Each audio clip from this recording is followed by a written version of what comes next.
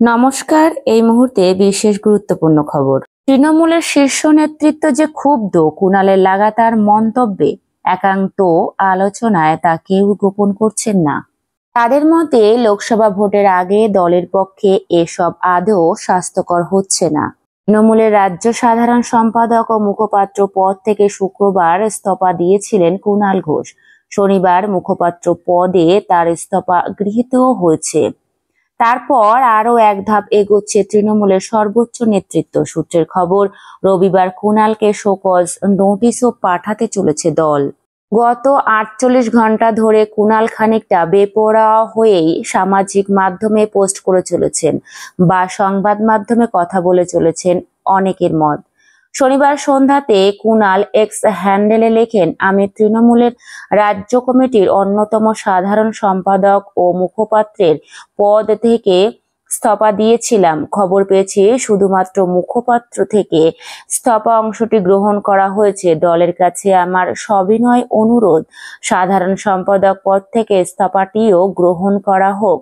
আমি ওই পদে থাকবো না, আমি শুধু কর্মী হিসাবে থাকবো। কুণাল সংবাদ মাধ্যমে এও বলেছেন, আমার কোনো মান অভিমান নেই, আমি জীবনে উত্থান পতন স্বর্গ নরক দেখেছি, তাই আমি সবকিছুকে স্বচ্ছভাবে দেখতে চাই, সেটাই হয়ে যায় মুশকিল। দলীয় সূত্রের খবর, কুণাল যেভাবে ক্রমান্বয়ে দলের প্রবীণ সাংসদ সুদীপ বন্দ্যোপাধ্যায়কে লক্ষ্য করে তোপ দাগছেন তা ভালোভাবে নেননি এবং নিচ্ছেন না শীর্ষ নেতৃত্ব। দলের এক নেতার কথায়, দলের বিভিন্ন বিষয় নিয়ে অনেকের ক্ষোভ বিক্ষোভ থাকতেই পারে, কিন্তু সেটা দলের মধ্যেই বলা উচিত। যেভাবে উনি লাগাতার সুদীপ বন্দ্যোপাধ্যায়ের সম্পর্কে বিষাদ উগরে দিচ্ছেন, তা আর যাই হোক দলকে সাহায্য করছেন না।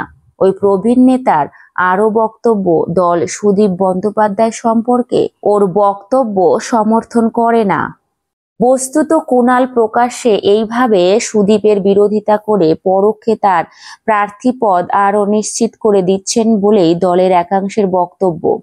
দলের প্রথম সারির নেতার কথায়, সুদীপ বন্দ্যোপাধ্যায় এই গোটা পর্বে একটি কথাও বলেননি, কোনো প্রতিক্রিয়াও দেননি, চুপচাপ গোটাটা হজম করছেন, সেটাই ওর পক্ষে চলে যাচ্ছে। কুণাল যেভাবে সুদীপ বন্দি অবস্থায় ভুবনেশ্বর হাসপাতালে চিকিৎসাধীন থাকার সময় তার বিল ইত্যাদি নিয়ে প্রকাশ্যে প্রশ্ন তুলে তার বিরুদ্ধে তদন্তের দাবি তুলেছেন, দল তাও সুনজরে দেখছেন না। কুণাল তার এক্স হ্যান্ডেলে ওই বিষয়ে তদন্তের দাবি জানিয়েছেন সুদীপের পুনরায় গ্রেপ্তারিও। তিনি দলের অন্দরে কুণালের বিরোধিতা আরো একটি বিষয় উল্লেখ করেছেন। তার বক্তব্য, কুণাল যেভাবে ওই পোস্টে এনফোর্সমেন্ট ডিরেক্টর এবং সিবিআইকে ট্যাগ করেছেন তা দল বিরোধী। গোটা ঘটনা প্রবাহে তৃণমূলের শীর্ষ নেতৃত্ব যে ক্ষুব্ধ তা শাসক দলের প্রথম সারির নেতারা একান্ত আলোচনায় গোপন করছেন না।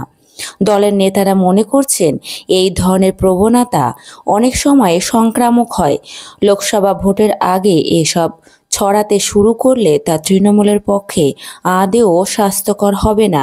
তাই বিলম্বনা না করে মুখপাত্রের পদে তার ইস্তফা গ্রহণ করে নিয়েছেন দল। ওই পদক্ষেপের মাধ্যমে কুণালকে প্রয়োজনীয় বার্তাও দেওয়া হয়েছে বলে জানাচ্ছেন দলের নেতারা। কিন্তু তাতেও বিষয়টি না থামায় এবার তৃণমূল শোকজের পথে হাঁটতে চলেছেন। প্রসঙ্গত, এর আগেও একবার কুণালকে মুখপাত্র হিসাবে সেন্সর করেছিল দল, কিন্তু তারপরে কুণালকে আবার মুখপাত্রের দায়িত্ব ফিরিয়ে দেওয়া হয়। তবে এবার কি হবে সেটা দেখার।